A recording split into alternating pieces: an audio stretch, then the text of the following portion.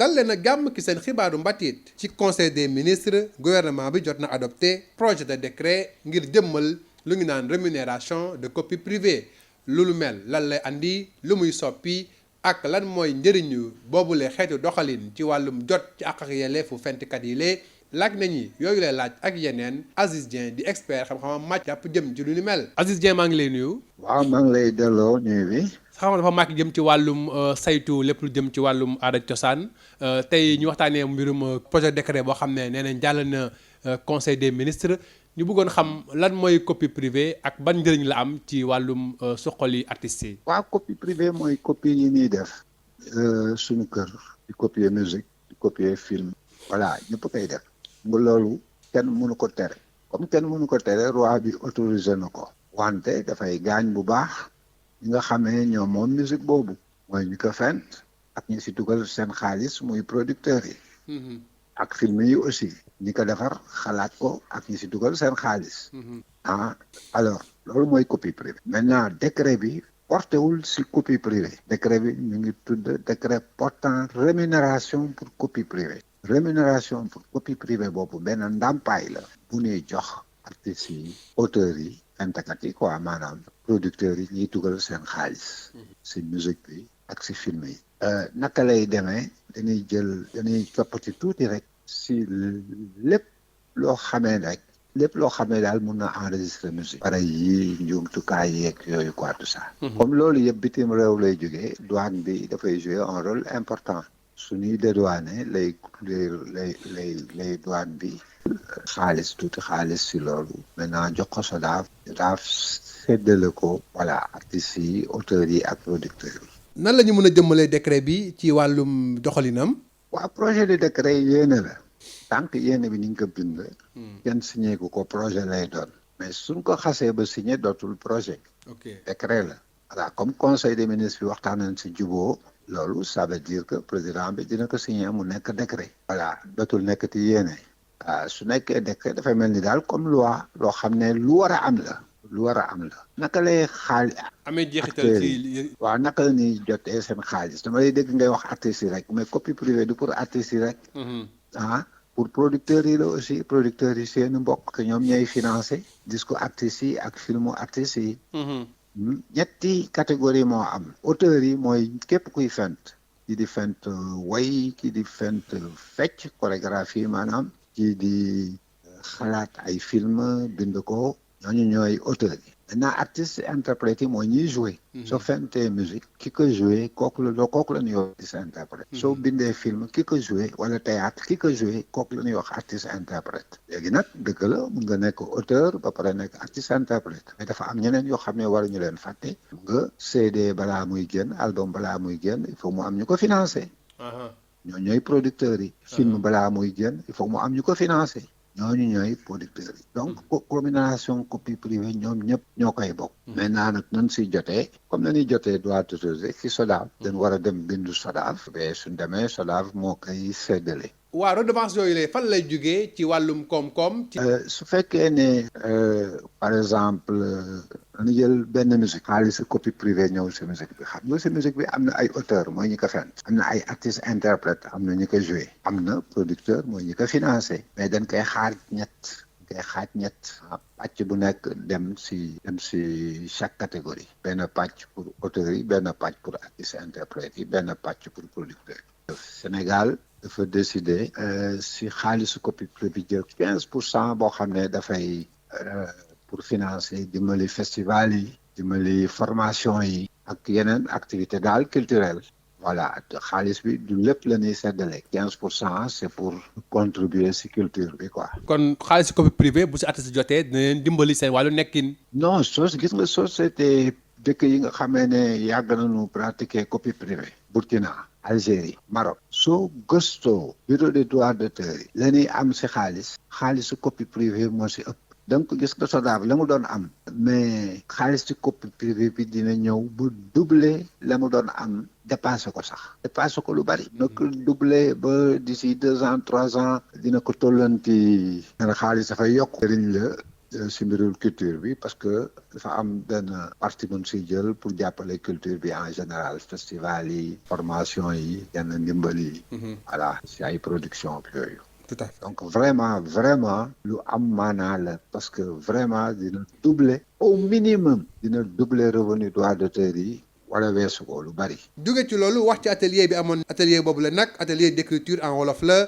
bi nga xam ne takkatu xibaar yi di saabalkat yi bi nga xam ne saabalkat yi lañ ko jagleeloon lu nu mel jàpp jëm ci weer bi ñu jagleel wàllum njàng ak mbindum wolof niki noonu association fonk sunu làmmiñ ànd ak IFAN Cheikh Anta Diop ak maison de la presse Babacar Touré taxawal boobule lëlu tàggatu ñeel saabalkat yi ngir ñu gën a xam nees bindee waxee ak kàllaama yu jub ci wàllum wolof nañ ci ànd ak Adrame Jaxate jiite kuréel googule. ndajem tey mi nag li tax ñu def ko mooy dañu gis ni daal président de la république li nga xam ni moom la tàmbalee def si làmmiñ yi ak ñi ko ŋànk ak ñi si yëngatu tax na war na tax daal ñu mën a jox gëdd gën a jox gëdd suñu làmmiñ te xalaat nañ ni loolu si fu ñu war a tàmbalee mooy ñi nga xam ni ñoo koy wax bés bu nekk wala ñu koy bind wala ñu koy liggéeyee si ñoom lu ñu war a tàmbalee mooy yéen ñi nga xam ni yéenay taskatu xabaar yi moo tax ñu ni woon tey nañ tas ak yéen dafa wax wan leen ñu ñuy bindee làmmiñu wolof wan leen itam nu ñuy tàqalee baat yi wan leen itam li nga xam ni moom ngeen di wax saa su nekk te wax dëgg yàlla nekkul loo xam ni wolof la wala lu ñu mën a dégg la loolu moom mooy illay wax ndajem tey mi xam naa ni ñàkkul dina am yeneen i ndaje itam incha allah bu fekkee ni ñàkk jox gëdd suñu làmmiñ yi rek suñu làmmiñ yi moom loolu moom man mii di wax ak yéen nasaraan laa jàng moom laa jàng la mooy fanweeri at ay bu ma génnee classe man loolu dafa may sonal moom ma ko fu moom ma français dama fiy jëkkaat ne lu ma si wax nag baax na waaye nag bu ma siy wax itam dama koy wax bu baax du ma si jéem a def benn loo xam ne lu junn la wala ay fan ndaxte làmmiñu jàmbur la dama ko war a jox gëdd ni ma war a joxe gëdd nag tubaab noonu laa war a joxe gëdd samay làmmiñ wala ma jox gëdd samay làmmiñ yu raw sax li may jox tubaab bu fekkoon ñëpp taxaw nañ si ni si war a taxaw wax dëgg yàlla suñu làmmiñ yi jafewuñu man français xam naa ni mu jafee bu wax dëgg yàlla genn wàllu li ñu waroon def si français pour dégg ko bu ñu ko defoon si suñu làmmiñ yi kon mu sotti. léegi ndar keppee seen xibaaru mbatiit jërë ngeen jëf ci déglu bi. Bonjour et bienvenue dans votre journal de la culture. Le gouvernement du Sénégal a adopté en conseil, a examiné et adopté en conseil des ministres le projet de décret portant collecte de la rémunération pour copie privée, une vieille revendication pour les artistes et auteurs-compositeurs. Voici justement Aziz Dieng, consultant, qui a suivi tout le processus de revendication qui va aujourd'hui être finalisé. Aziz Dieng, bonjour. Bonjour, monsieur. Vous êtes expert en droit d'auteur. Alors, le gouvernement du Sénégal a examiné et adopté le projet de décret portant donc rémunération de copie privée. On sait que c'est une vieille revendication des artistes. Alors, dites-nous d'abord, qu'est-ce que la copie privée et qu'est-ce que ce décret-là et son adoption ultérieure vont changer dans la perception des droits d'auteur? Alors, permettez-moi, dans un premier temps, de remercier le gouvernement du Sénégal, de remercier la ministre en charge de la culture pour avoir adopté ce projet de décret, parce que ça fait quand même 16 ans d'attente. La rémunération pour copie privée a été créée par la loi 2008, de l'année 2008. Depuis lors, sa mise en œuvre n'était pas effective. On dit mieux vaut tard que jamais. Les auteurs, les artistes, interprètes, les producteurs ont un droit exclusif sur leurs biens, c'est-à-dire les créations d'œuvres et les enregistrements sonores et audiovisuels. Au nom de ce droit exclusif, personne n'a le droit d'utiliser leurs biens sans leur autorisation. Et la loi instaure une exception qu'on appelle exception copie privée, qui permet des reproductions à usage privé. Et pour compenser, entre guillemets, ce préjudice-là causé par les copies privées, la loi instaure une rémunération qu'on appelle rémunération privée. Voilà en gros la définition de la copie privée. En Afrique, tous les pays qui ont mis en œuvre la copie privée voit les revenus du droit d'auteur se multiplier. Pour les organismes de gestion collective, ce qu'on appelle communément les bureaux de droit d'auteur, ça représente à peu près 70% des revenus. Voilà, donc c'est très important. Ça va être une augmentation sensible des revenus des auteurs, des producteurs et des artistes interprètes. Ça, c'est sur le plan économique.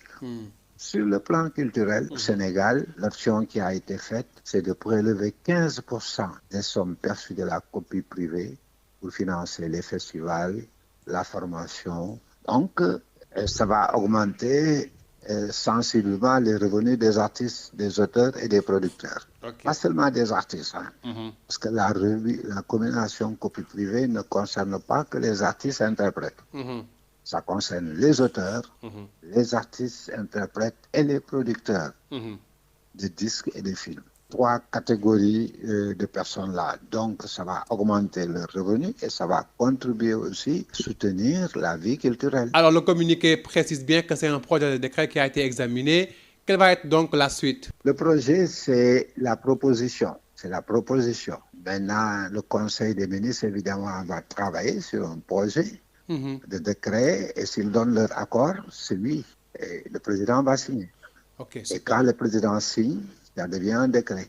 Et d'où provient justement cette rémunération? Ça va être un pourcentage qui va être appliqué sur tous les supports susceptibles d'enregistrer de la musique ou des œuvres audiovisuelles et sur tous les appareils d'enregistrement de musique ou d'œuvres audiovisuelles.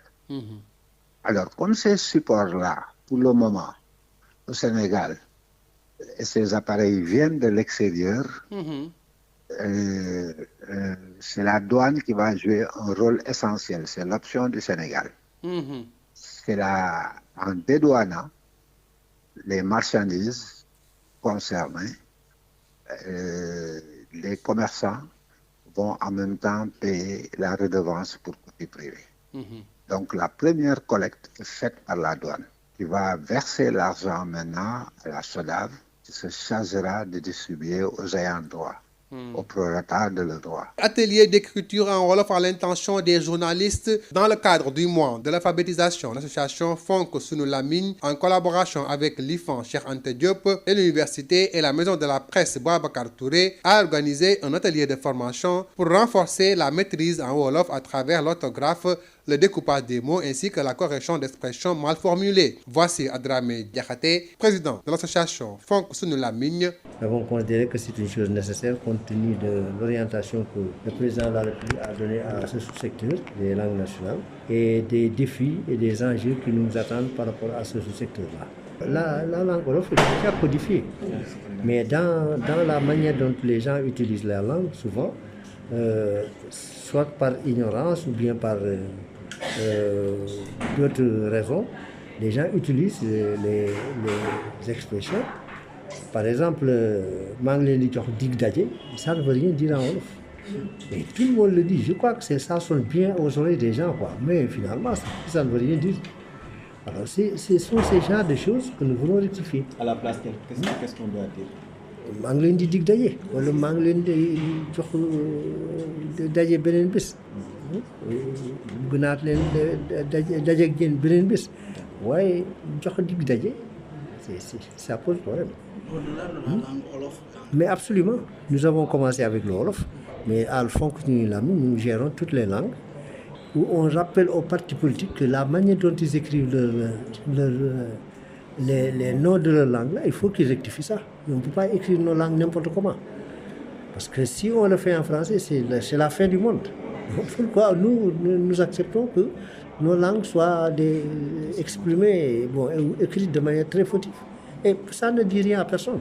Aucun pays, aucune nation ne s'est développée à travers la langue de quelqu'un d'autre. Nous voulons développer notre langue avec quelques 20% qui parlent plus ou moins le français, en faisant des fautes. Les gens qui parlent français font énormément de fautes. Ah, absolument, absolument. Je crois que c'est un coup d'essai, mais tout le monde est d'accord pour dire que c'est une réussite, même si l'atelier n'est pas encore terminé. Et nous sommes prêts, nous, à refaire la même chose partout où vous vouliez bien qu'on soit, parce que c'est vous qui êtes notre cible préférentielle. Les gens qui parlent toujours avec la population et qui créent l'opinion, c'est avec ces gens-là qu'il faut. C'est la fin de votre journal de la culture. Merci de l'avoir suivi. Merci de l'avoir suivi. Merci